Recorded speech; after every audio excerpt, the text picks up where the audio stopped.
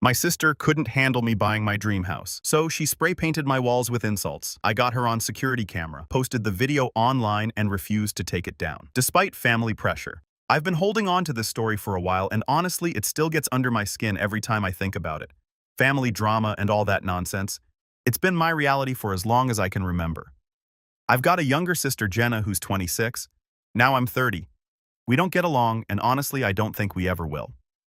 She's been the center of attention since day one, and I've always been the guy left standing on the sidelines. When we were kids, I didn't think anything was off at first. My parents used to be super supportive of me. I still remember my mom cheering like crazy at my soccer games and my dad bragging about my school projects to the neighbors. But everything changed when Jenna was born.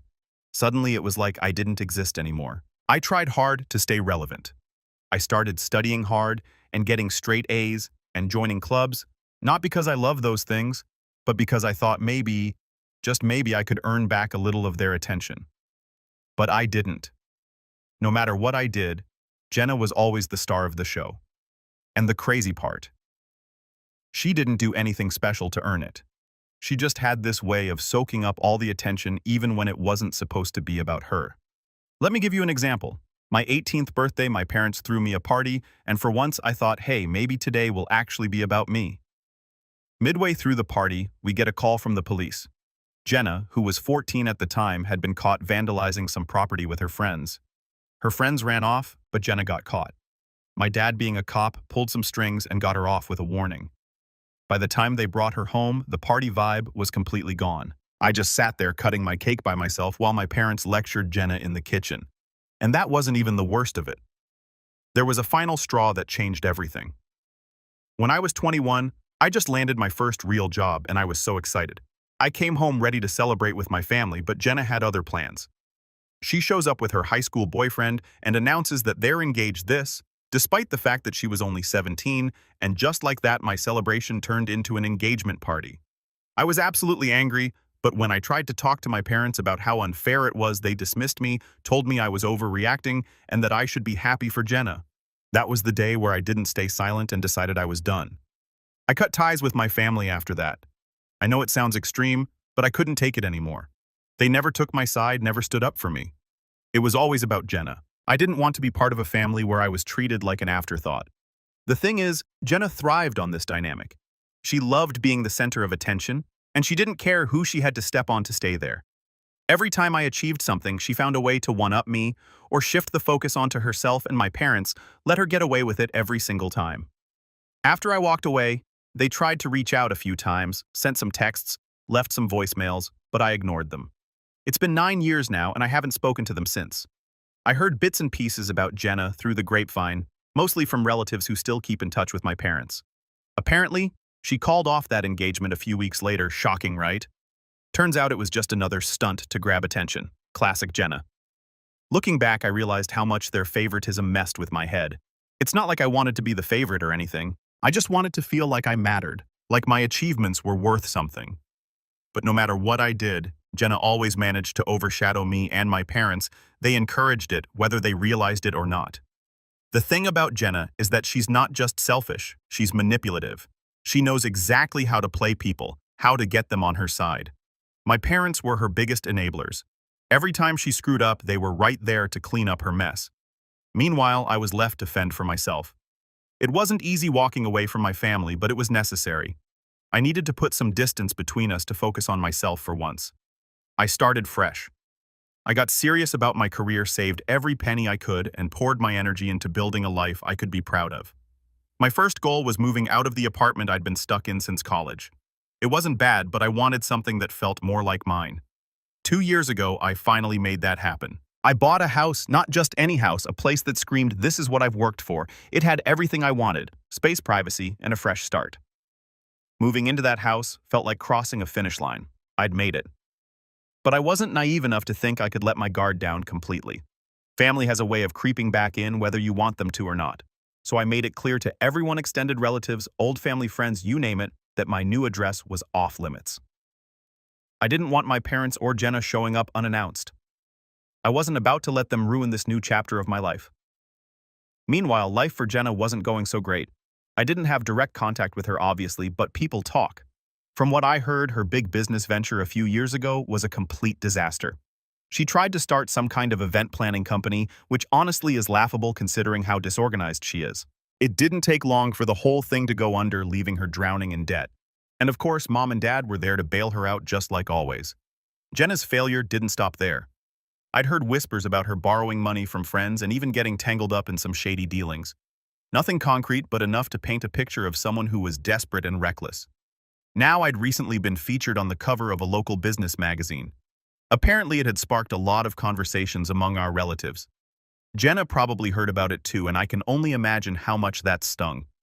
She's always needed to be the star, and seeing me succeed must have been a punch to her ego. Then came the graffiti incident. 6 days ago I was heading out for the evening when I saw it. My house, my sanctuary, the one thing I'd worked so hard to make mine, was covered in hateful, ugly words sprayed in bright red paint. It was everywhere: the front walls, the garage door, the windows, and even my carefully painted front door. Words like fraud and loser were scrawled across my property in chaotic, jagged letters. It wasn't just vandalism, it was a personal attack, a direct hit on everything I'd built for myself. I stood there frozen, my keys dangling in my hand. I tried to process what I was seeing. My first thought was, why? What did I do to deserve this? I felt a mix of anger, confusion, and heartbreak, all swirling into one overwhelming storm. As I walked closer, I noticed smaller details. The paint was still wet, dripping down the walls in uneven streaks. Whoever did this had just been here. My mind raced. Was it random, a neighbor with a grudge? But then I saw something that made my blood run cold. A faint trail of muddy footprints leading away from the scene toward the sidewalk. They were small, like a woman's shoes. Suddenly, the pieces clicked together. I stormed inside and went straight to the security cameras. I'd installed them for peace of mind, never really thinking I'd need them for something like this. My hands shook as I rewound the footage, desperate to know who had done this. And there she was, Jenna. She'd tried to disguise herself with a hoodie, but I'd recognize her anywhere. The way she moved, the little glance she threw over her shoulder, it was unmistakable. The cameras caught her face just enough to leave no doubt. But that wasn't all. As I stared at the screen, I noticed something else: her handwriting. The jagged, messy letters on the walls matched exactly with the notes she used to leave around the house when we were kids. She used to write me nasty messages and slip them under my door whenever we fought. It was like her calling card. The realization hit me like a ton of bricks. Jenna didn't just want to hurt me, she wanted to make sure I knew it was her. At first, I didn't know what to do. My gut reaction was to call the cops. Vandalism is a crime, and she needed to face the consequences. But then I remembered who I was dealing with. Dad might be retired now, but he still had plenty of friends in the police department. Jenna had been using those connections to dodge accountability for years. I knew exactly how it would play out. I'd file a report, Dad would make a few calls, and Jenna would walk away without so much as a slap on the wrist. The thought of her smirking, knowing she'd gotten away with it again, made my blood boil. That wasn't good enough for me. I decided to handle it my way. I grabbed my phone and started documenting everything. I took pictures of every hateful word, every streak of paint, and every inch of damage. I even recorded a video of myself standing in front of the graffiti explaining what had happened. Then I pulled up the security footage and took screenshots of Jenna in action. My heart raced as I pieced it all together, but I didn't hesitate. I was done staying silent. That night, I posted everything online. I didn't name Jenna outright, but I didn't need to. Anyone who knew us, family, old friends, distant relatives, could easily connect the dots. The caption was simple. This is what happens when someone can't handle your success, proof included. The response was immediate. The post blew up within hours, gaining likes, shares, and comments faster than I could keep up. People were furious on my behalf. Strangers I'd never met were calling Jenna out for her behavior, and friends were flooding my inbox with messages of support. Even relatives who'd stayed neutral for years started chiming in, expressing shock and disgust at what Jenna had done. For the first time in years, I felt like I had the upper hand. Jenna wasn't going to walk away from this without facing real consequences, and if my parents wanted to defend her, that was their choice, but they'd have to live with the fallout. I spent the rest of the night repainting the front door and scrubbing off the paint where I could. It wasn't just about fixing the damage, it was about reclaiming my space. By the time I was done, I was exhausted, but oddly satisfied. The graffiti was gone, but the post stayed up. This wasn't just about exposing Jenna, it was about standing up for myself. For too long, I'd been silenced, ignored, and dismissed. Not anymore. By the end of that week, I'd repainted the house and cleaned up the mess Jenna had made. It didn't cost me that much and I didn't bother cleaning. I somehow felt some satisfaction. The post stayed up. It wasn't just about exposing Jenna, it was about reclaiming my voice. For too long, I'd been silenced, ignored, and dismissed. Not anymore. That was my mantra as I watched my post spread like wildfire. People I hadn't talked to in years were commenting, messaging, and sharing it. The support was overwhelming. Some strangers were flat out furious on my behalf, asking how someone could be so entitled and hateful. Others shared their own stories of family drama and betrayal, saying they related to my situation. For once, I didn't feel like the crazy one. Of course, not everyone was on my side. A few people tried to play devil's advocate, suggesting I should have handled it privately. But honestly, I'd been keeping quiet for years. I was done protecting Jenna from the consequences of her actions. She vandalized my house, and I had every right to call her out. Jenna wasn't happy about it, of course, not one bit. Her messages were all fake apologies and desperation. She kept saying, "Come on, we're family," as if that suddenly erased everything she'd done. She offered to pay for the damages, which was laughable considering she didn't have 2 pennies to rub together. The only money she had was coming from our parents, and we both knew it. I ignored the financial offer and demanded that she acknowledge her actions and publicly apologize for the damage. I told her I would only consider deleting the post after she did so. She flipped. She said it wasn't fair to ask her to humiliate herself like that. Humiliate? No. It was accountability, something she'd never experienced before. Jenna always had a way of twisting things to make herself look like the victim. She said the post was ruining her life, but the truth was, she'd been ruining her own life long before I hit upload. Then my parents jumped in as expected. My dad called first, his voice tight with anger. He didn't even ask me how I was doing or why I'd posted it. He went straight to defending Jenna. "You need to take that post down. Do you realize what you've done to your sister's reputation?" He barked, as if Jenna's reputation was my responsibility. I told him Jenna should have thought about that before spray painting my house. Dad wasn't having it. He started throwing around phrases like family unity and "we need to stick together." I could almost hear Mom coaching him in the background. They acted like I was tearing the family apart, ignoring the fact that Jenna had been doing that for years. I stayed calm and told Dad that if Jenna wanted the post down, she knew what to do. I wasn't budging. Later that day, Mom called. She tried a different tactic, hitting me with the guilt trip. She started crying, saying, "I never thought you'd do something like this. You're better than this." Better than what? Standing up for myself. She admitted, they treated Jenna and me differently growing up, but then said, "We've tried so hard to fix things with you, and this is how you repay us." I couldn't believe what I was hearing. Fix things. They'd ignored me for years, excused Jenna's behavior, and now they were playing the victim. I told her that if she wanted to fix things, she could start by holding Jenna accountable. She kept sobbing, saying I was being unfair. I let her cry it out, but I didn't change my mind. The comments on the post kept rolling in, and eventually some of Jenna's old friends chimed in. They brought up things I didn't even know about: girls' fights, she'd started scams she'd run, and other shady behavior. The more people talked, the clearer it became that Jenna's reputation wasn't something I'd ruined. She'd done that all on her own. At this point, Jenna was desperate. She sent me another message, this one angrier than the last. She accused me of being a wannabe martyr, said I was blowing things out of proportion, and even called me jealous. Jealous of what? Her debt. Her dad launched into some speech about family and forgiveness, while Mom tried her best to look upset. The lawyer handed me some papers saying the post was defamatory and needed to come down. I skimmed the documents, handed them back, and said, "If you want to sue me, go ahead. But good luck explaining why Jenna was caught on camera vandalizing my property." My uncle tried to mediate. "Look, I know Jenna messed up, but this is getting out of hand. Let's sit down and work this out." I agreed, but the moment Jenna walked in, she started yelling about how I'd ruined her life. "You don't even know what you've done," she said, pacing around the room. I stayed silent and unresponsive, letting her rant, which seemed to anger my dad off. He exploded. He slammed his fists on my coffee table so hard that it broke the wood, splitting and collapsing. The room went silent as everyone stared at the damage. Dad glared at me and shouted, "Are you just going to sit there and do nothing? This is your family and you're tearing it apart." I didn't respond. I just stared at him. That seemed to make him angrier, but my uncle stepped in to pull him back. No one said anything for a while, the tension thick in the air. Finally, Mom spoke. "Please take it down. Do it for the family." "No," I said. "Jenna made her choices and now she's dealing with the consequences. I'm not fixing this for her." Dad stormed out without another word. Jenna followed, slamming the door. Mom hesitated, looked at me, then left too. I glanced at the broken coffee table, sighed, and sat back down. It was clear now more than ever they weren't going to change and I wasn't going to help them. After they left, I sat down and scrolled through the comments on my post. The support was still pouring in. People were sharing their own stories, thanking me for standing up to someone toxic. It felt good to know I wasn't alone. The next few days were tense.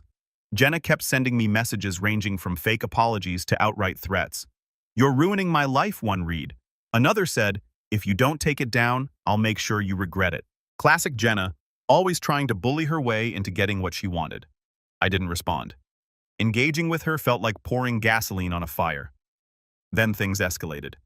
My uncle called and tried to play mediator again. "Listen," he said, his tone way too calm for my liking.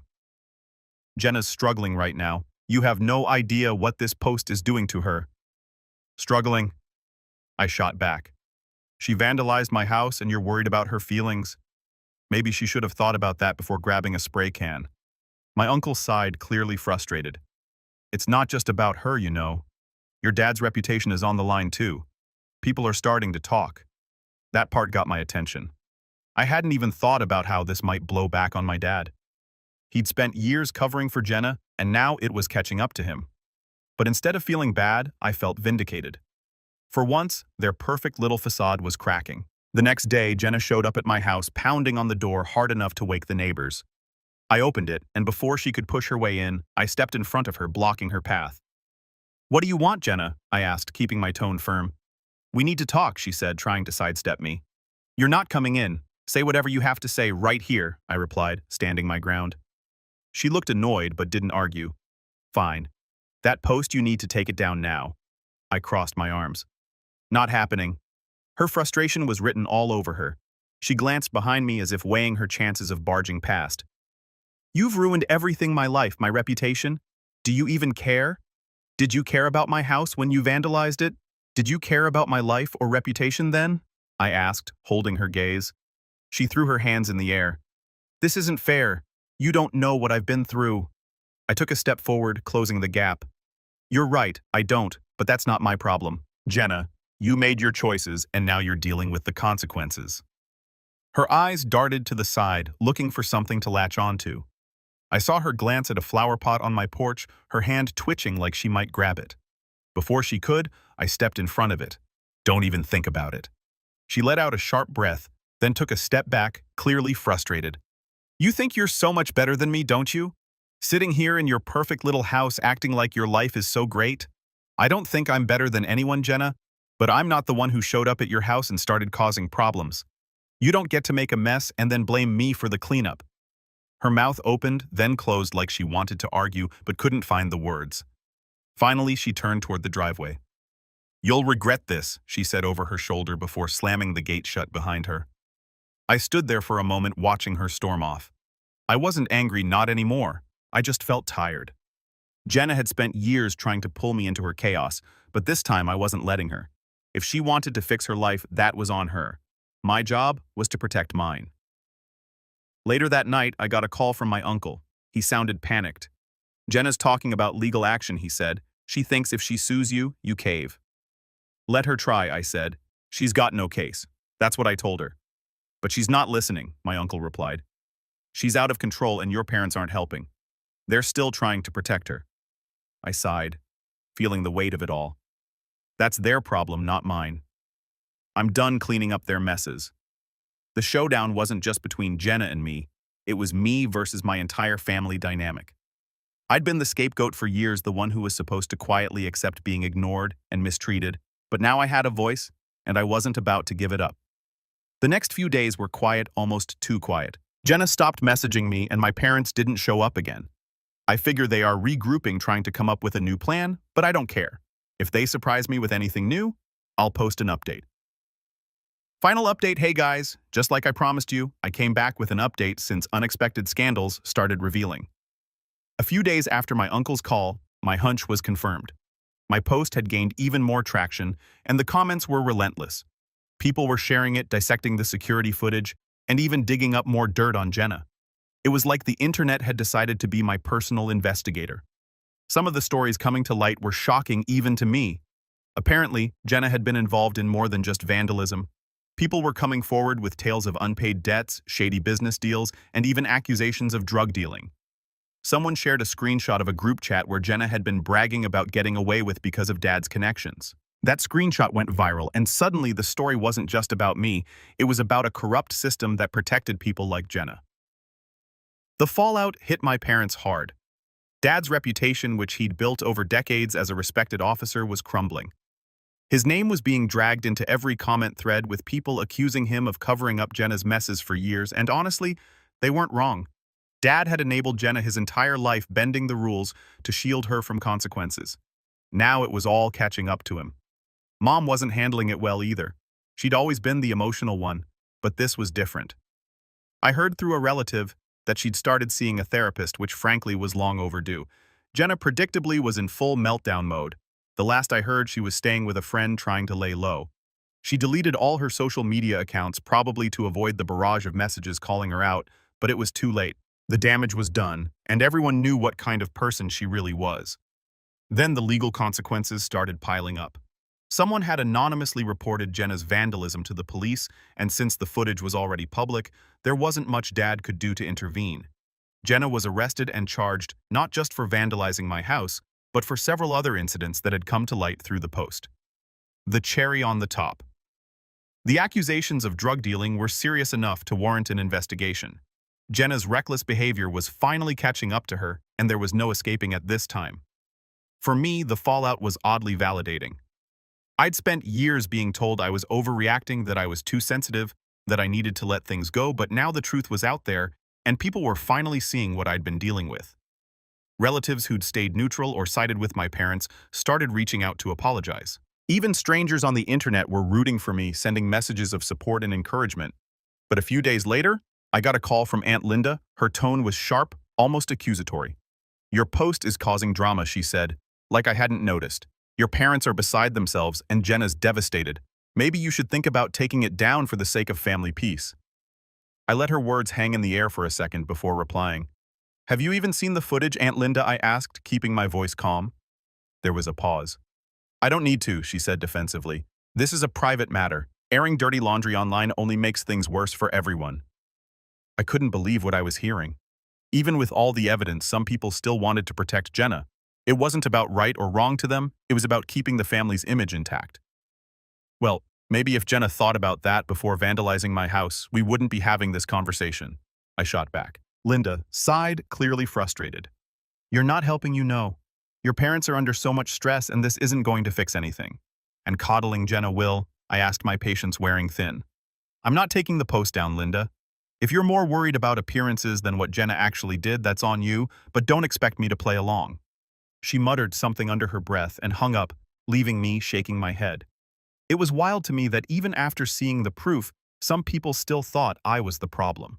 Despite how others see it, the real problem is that my parents still couldn't see the bigger picture. They kept blaming me for everything, insisting that if I'd just taken the post down, none of this would have happened. It was maddening. Jenna had made her own bed, and yet somehow I was the villain for refusing to clean up her mess.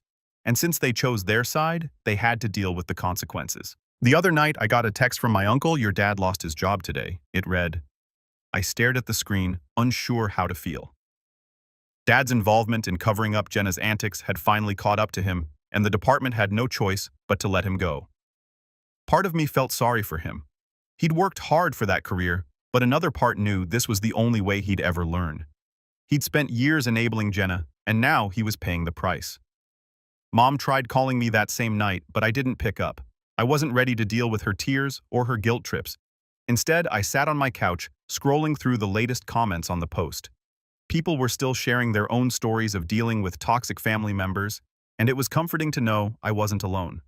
For so long, I'd felt like the odd one out, like I was the problem, but now I realized I wasn't. I was just the only one brave enough to stand up to Jenna and my parents. The next day, I got another message, this time from one of Jenna's old friends. They thanked me for exposing Jenna, saying they'd been taken advantage of by her for years. "It's about time someone called her out," the message read. That hit me hard. Jenna hadn't just hurt me, she'd hurt so many people, and my post had given them the courage to speak up. Eventually, Jenna's case went to court. She pleaded not guilty, of course, but the evidence was overwhelming. Between the security footage, the group chat screenshots, and the testimonies from people she'd wronged, there was no way she was getting out of this. The judge sentenced her to 4 years in prison with no chance of parole. It was a harsh sentence, but one she deserved. As for my parents, they'd gone quiet after the sentencing. I imagine they were embarrassed, maybe even angry, but there was no more denying the truth. Their golden child had turned into a disaster of their own making. Dad's career was over, Mom's emotional state was fragile at best, and their once perfect family image was shattered. It wasn't the outcome I'd hoped for when I first posted the footage, but I can't say I was surprised. Enabling someone like Jenna always comes with consequences. Meanwhile, I threw myself into my work. My business was thriving, and I wasn't about to let family drama derail that. But as much as I wanted to leave everything in the past, there were reminders I couldn't ignore. Relatives who'd stayed quiet during the height of the drama started reaching out, offering support and sharing their own grievances about Jenna and my parents. Some apologized for not speaking up sooner, while others just wanted to vent. It was validating, but also exhausting. Everyone seemed to have a story about how Jenna had wronged them, or how my parents had let it happen. One day, I got a letter in the mail from Mom. It was long and handwritten, full of apologies for how things had turned out, for how she and Dad had treated me, and for not stepping in when Jenna's behavior got out of hand. But even as I read her words, I couldn't shake the feeling that something was missing. She didn't take responsibility for enabling Jenna. She didn't acknowledge the years of neglect I'd endured. It felt like a surface-level apology, one designed to ease her guilt rather than truly make amends. Jenna, on the other hand, had stayed completely silent. I hadn't heard a word from her since her sentencing, and I didn't expect to. Whatever relationship we might have had was long gone, and I was okay with that. Jenna had made her choices, and now she was living with the consequences. I didn't owe her anything, not my forgiveness, not my understanding, and certainly not my time. As the months turned into a year, I focused on building a life that felt true to me. I traveled more, met new people, and even started dating again. It wasn't easy letting my guard down after everything I'd been through, but I was determined not to let my family's dysfunction define me. I deserved better, and for the first time in my life, I was giving that to myself. Looking back, it's hard to believe how much has changed. The person I was before all of this, the one who stayed quiet, who let Jenna and my parents walk all over him, feels like a stranger. I'm not that person anymore, and I'm proud of the growth I've achieved. It wasn't easy, and there were days when it felt like the weight of it all might crush me, but I made it through and I came out stronger on the other side. The post that started it all is still up, not because I need the validation or the attention, but because it's a reminder of how far I've come. It's a symbol of the moment I took control of my life and stood up for myself. And while I don't dwell on it anymore, I'm glad it's there. A testament to my strength and resilience. Moving on doesn't mean forgetting. It means learning from the past, taking those lessons and using them to build a better future. That's what I'm doing now. Jenna, my parents, and the chaos they brought into my life are just chapters in my story, important ones, sure, but not the whole book. The best part, I'm finally in control of my own story, and for the first time, I'm genuinely excited about where it's headed.